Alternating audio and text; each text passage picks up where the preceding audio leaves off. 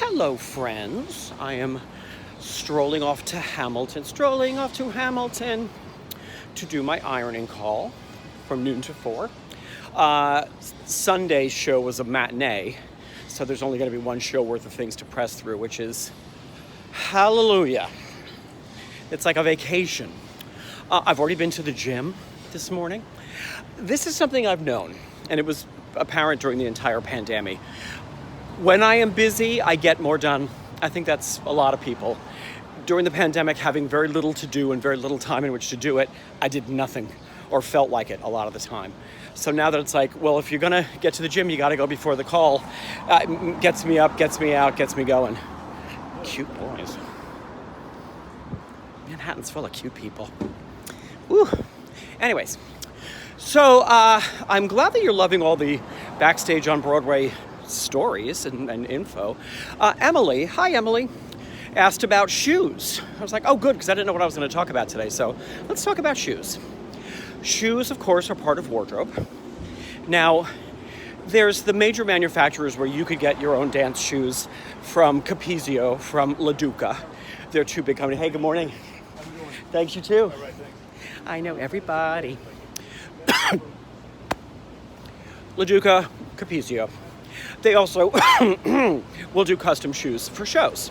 But there's also companies that do exclusively theatrical footwear. I don't know if exclusively, but theatrical footwear. There's T.O. Day, there's World Tone. I'm sure there's a couple others I'm just forgetting entirely. But they will do a custom shoe on a show. And I'm sure certain designers prefer certain companies to make their custom shoes for the shows that they have designed. Now, the other thing, when it comes to building costumes and shoes, I don't know that one company handles all the shoes on a show, because I know with a big show like Phantom, again, that whole scene is built by this costume house. That whole scene was built by this costume house. That's just kind of the way it works. I think it's just too much work for one shop to take on an entire production.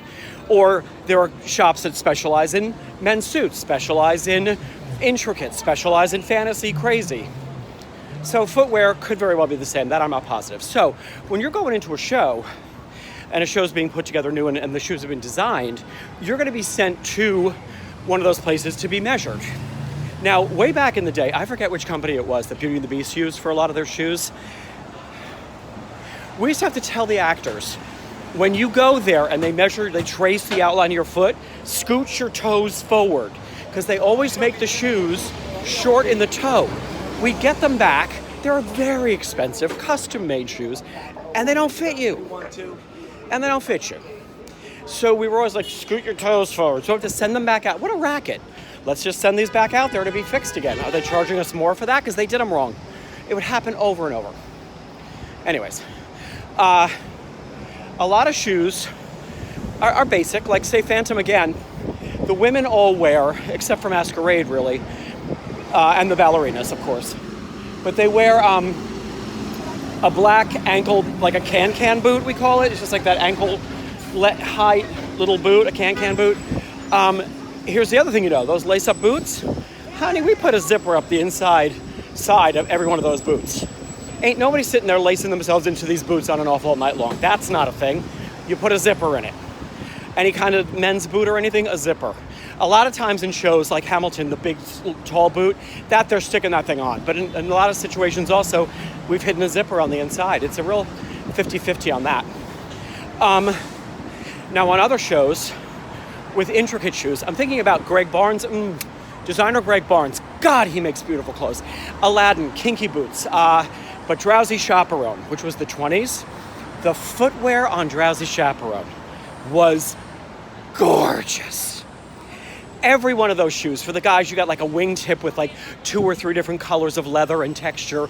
Women with a heel that had 5 different colors and a swirl pattern on the side and different textures of leather. And this is snake and this is crocodile and this is leather and different colors and colors and colors. They're gorgeous footwear made for that show.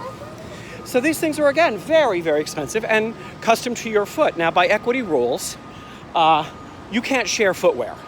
So when you're going into the show, you're getting all your own shoes.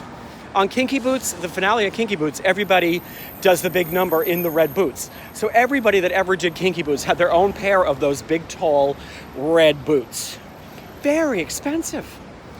Also, when I'm trying to get across the street and there's a million. What are all you cars doing in Manhattan? Also, most footwear, once we get it, you're going to put rubber on it. Different kinds of rubber. There's dance rubber, there's street rubber, but usually it's a dance rubber for whatever deck we've got on the stage, on the ball of the foot and on the heel of the foot. Very often on a heel shoe, you've also got a metal brace, that L-shaped brace on the heel to the bottom of the shoe because we need stability. I know a lot of people that have preferences on shoes that they really like and they feel stable in, and preferences on what they don't. Like LaDuca makes a gorgeous shoe that I know a lot of people feel like the heel's unstable, I always need to put a brace. I'm sure as many people would say the same thing about a Capezio.